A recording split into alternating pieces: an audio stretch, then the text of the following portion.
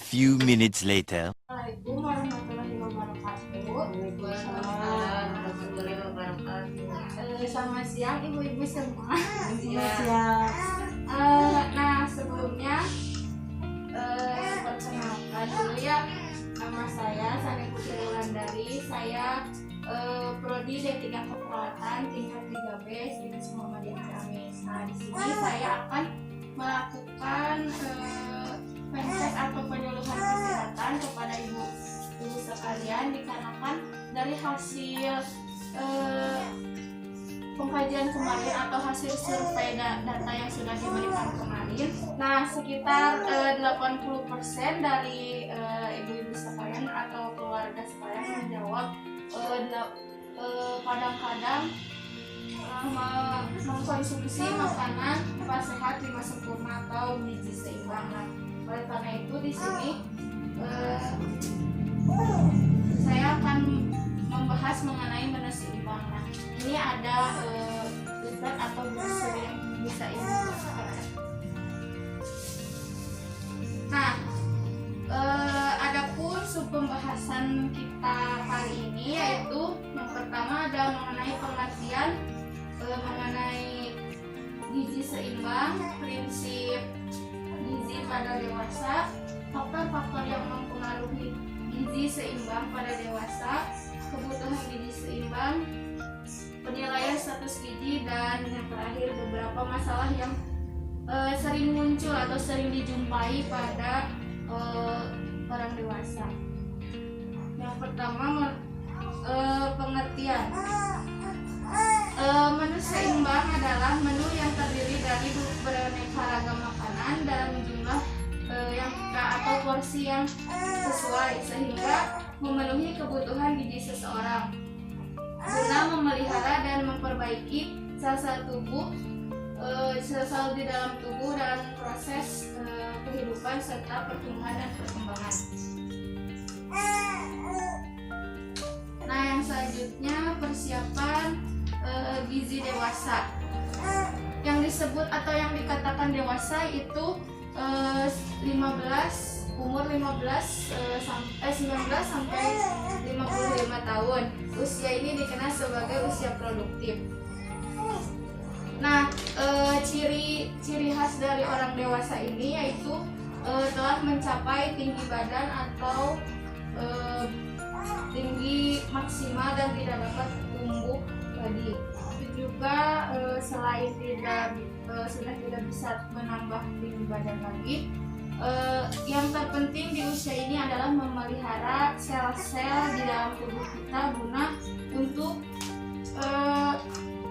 menghindari berbagai penyakit atau mempercepat datangnya penyakit degeneratif bila gizi yang kita konsumsi tidak seimbang.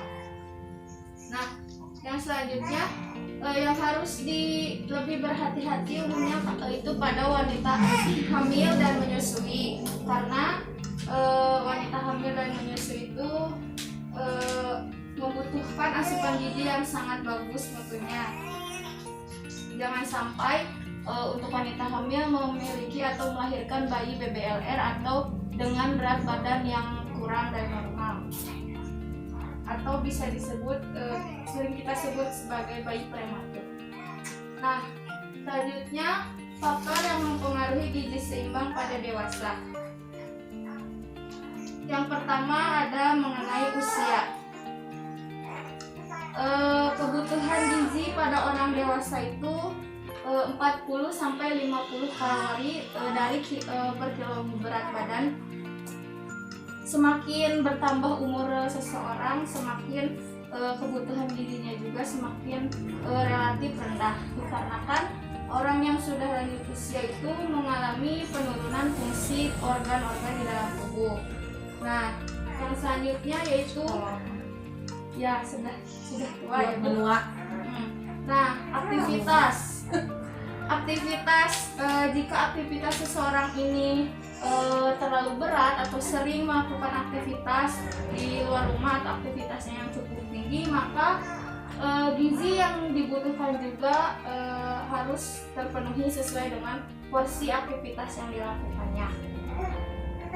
Nah, biasanya untuk yang beraktivitas ringan atau bekerja atau aktivitas ringan biasanya membutuhkan 28 kalori per hari. Sedangkan bila orang yang suka bekerja atau beraktivitas keras bisa mencapai kalori sebesar 3.600 kalori. Nah, jenis kelamin juga menentukan dari faktor gizi yang dibutuhkan. Karena kan jenis kelamin wanita dan perempuan berbeda ya, tadi juga aktivitasnya juga berbeda. Kebanyakan kan para kaum laki-laki atau bapak-bapak kan bekerja keras gitu ya, banyak aktivitas, jadi sangat mempengaruhi kebutuhan gizi. Nah, selanjutnya kondisi khusus ibu hamil dan menyusui. Nah, kondisi ibu hamil dan menyusui ini sudah yang disampaikan tadi sangat berpengaruh, karena pada ibu hamil dan ibu menyusui ada ibu yang menyusui karena metabolisme tubuh mereka meningkat pada ibu hamil dan menyusui. Konsumsi makanan juga akan meningkat untuk memenuhi kebutuhan bayi dan si ibunya ya. Juga supaya memperlancar produksi ASI. Yang selanjutnya sosial budaya. Nah, sosial budaya ini bisa dikatakan juga kebiasaan makan kita sehari-hari. Jika kebiasaan makan kita buruk, maka sangat berpengaruh terhadap gizi yang kita konsumsi, kita butuhkan. Ya, betul sekali. Nah, kebutuhan gizi seimbang pada dewasa, yang pertama kebutuhan energi. Kebutuhan energi pada usia dewasa menurun sesuai dengan bertambahnya usia yang sudah disampaikan tadi, disebabkan karena menurunnya metabolisme basal dan berkurangnya aktivitas fisik dan juga penurunan fungsi organ ya. Kebutuhan energi bagi setiap orang ini sangat berbeda-beda sesuai dengan anjuran kebutuhan dari angka kecukupan gizi atau AKG. Lalu mengenai karbohidrat. Karbohidrat ini, konsumsi karbohidrat dianjurkan 50-60% dari total yang dibutuhkan energi, terutama dalam bentuk karbohidrat kompleks seperti yang terdapat pada padi-padian. Nah, contoh karbohidrat yang terdapat pada padi-padian yaitu ada beras biasa, beras merah, umbi-umbian seperti umbi, singkong, jagung.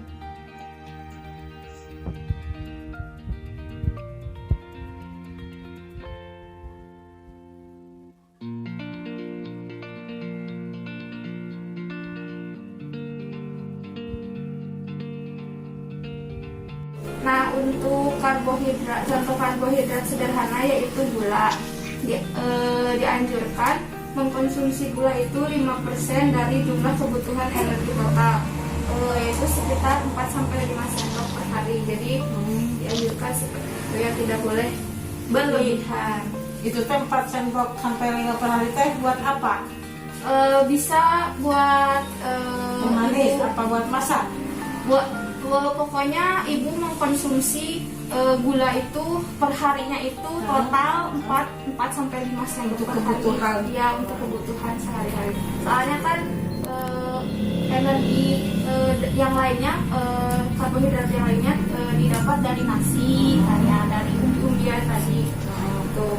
Nah, yang selanjutnya konsumsi protein. Nah, konsumsi protein ini 15-30% dari total kebutuhan energi.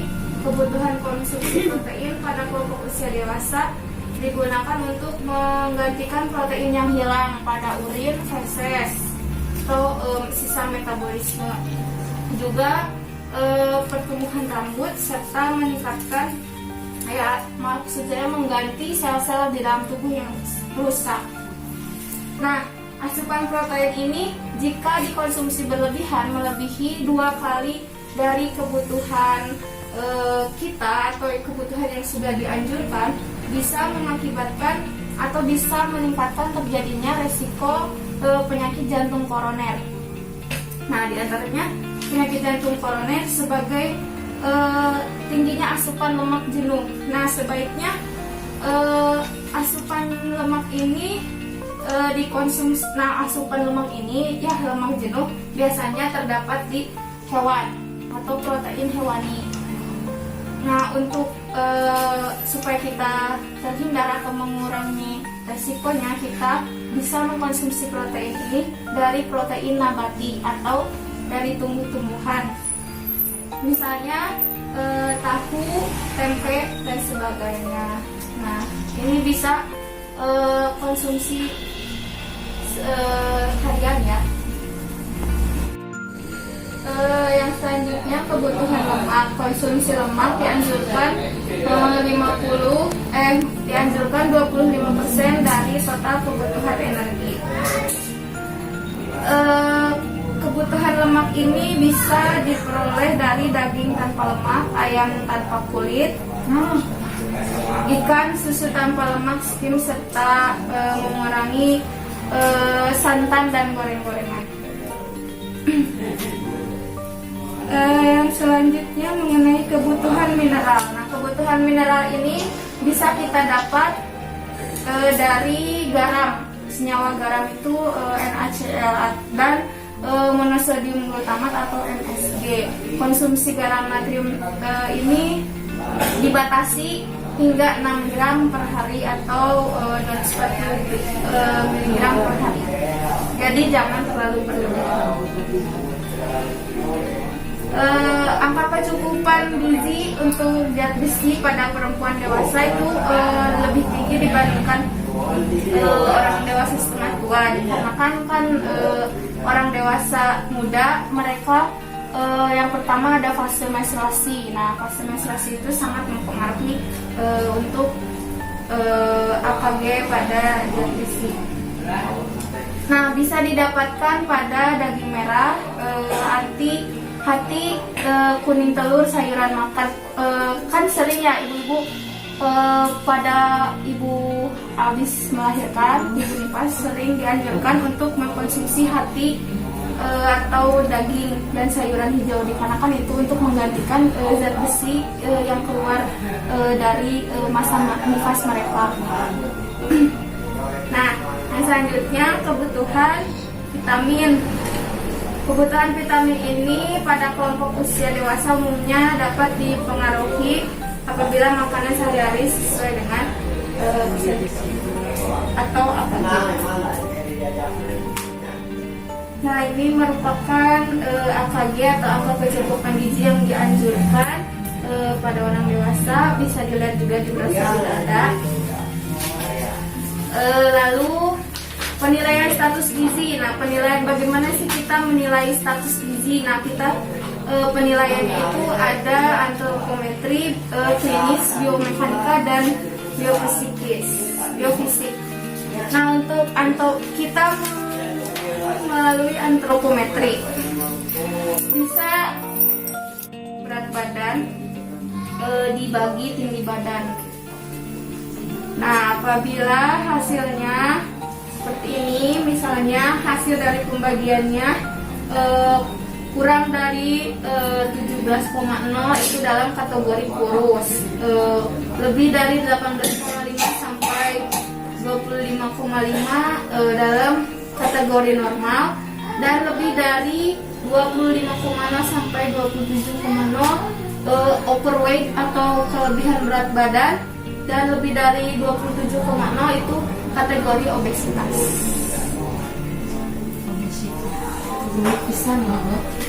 Nah, beberapa masalah yang sering dijumpai pada orang dewasa ketika kekurangan gizi atau kelebihan gizi.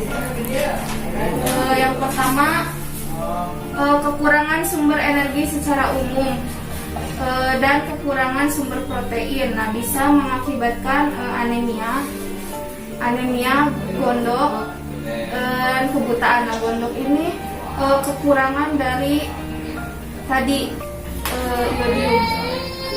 dari sinyal udara.